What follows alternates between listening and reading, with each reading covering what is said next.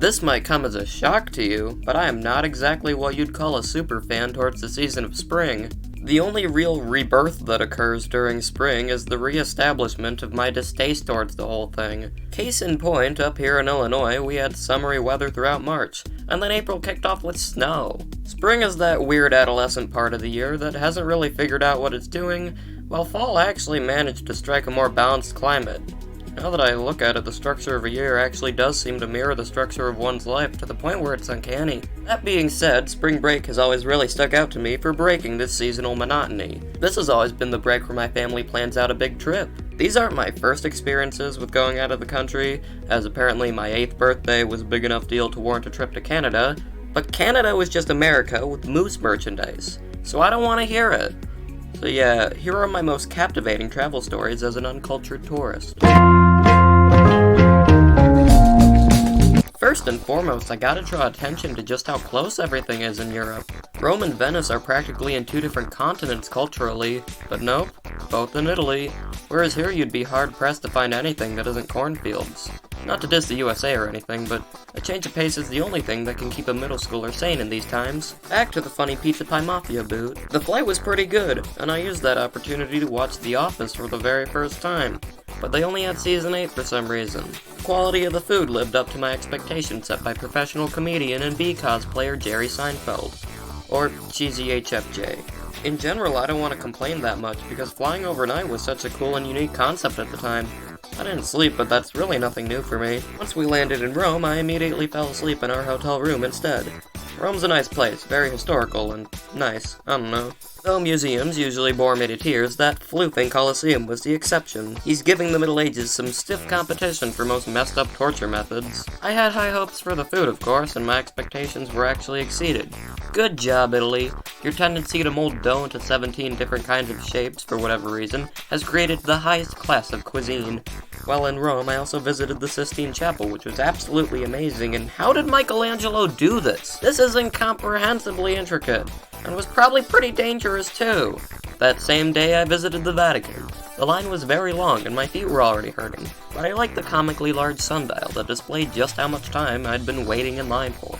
The church itself was even more impressive than the 16 Snapple. I don't really know why religious architecture used to be so much more big and jaw-droppy than it is now, but I'm assuming it's so that the religious leaders could flex on each other. Anyway, the Vatican was very good, I liked it. Wow, Andrew, did you eat a pizza pie? Glad you asked, kind viewer. Really? No, I'm not glad you asked. Not at all.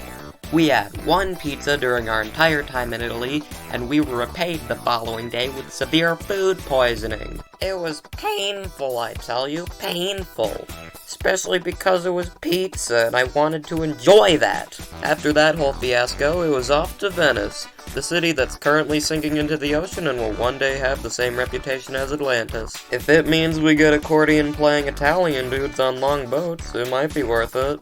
Every single block, or couple houses, was divided by a system of small little rivers and only connected by a system of bridges. There was a very distinct architectural style to the place. It seemed more like France with the aggressive fanciness. More great food, more great sights, and that's a wrap on Italy.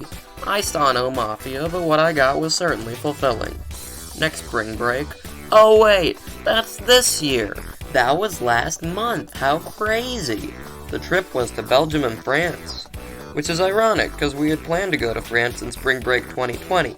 But a single bat and group of anti-vaxxers delayed any future travels for the next 2 to 3 years. In current year, however, my quest to experience true French culture has been fulfilled. We went to Belgium first, though.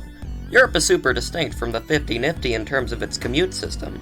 It's like peering into an alternative universe, where citizens collectively agreed that jaywalking is a stupid concept, so both vehicles and pedestrians could live in harmony. Both sides are certainly a bit more cautious of each other now that they share the same cobblestone road, but I'd be lying if I said there weren't some points at which I felt like I'd become an extra fancy hood ornament. I liked Belgium a lot because I'm an avid chocolate supporter, and if you tell me dark chocolate is the worst, I'll be willing to put on my nerd emoji glasses and let you know that milk chocolate is just sugar rectangles and white chocolate is just vanilla that was left out in the sun too long. That last bit isn't true, but white chocolate was a mistake. Belgians also specialize in waffles. There were waffle eateries in the place of ice cream parlors. Waffle trucks like food trucks, waffle stands like hot dog stands.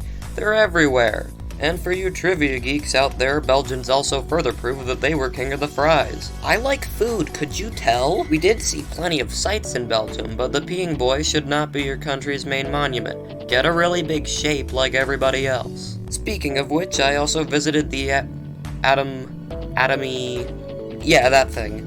It's not super historic or breathtaking. You ride some futuristic escalators, have a laser light show rave, then leave. I love it. Belgium was very laid back and I liked it a lot. But we're not staying in Belgium. It's time for France. What did I do in France? Did I see the Eiffel Tower? Yeah, I saw the Eiffel Tower.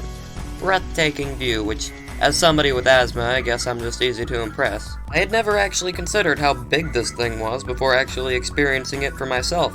But yeah, it's large enough to give me existential dread, meaning it's on the higher end of the big spectrum. Versailles was quite notable because our bike ride led us to where they were building the stadium for the Olympics. I'm tired. Must be all that jet lag. I really liked Europe. I hope next time I can go to another place other than the void. Y'all like voids? I could use some company.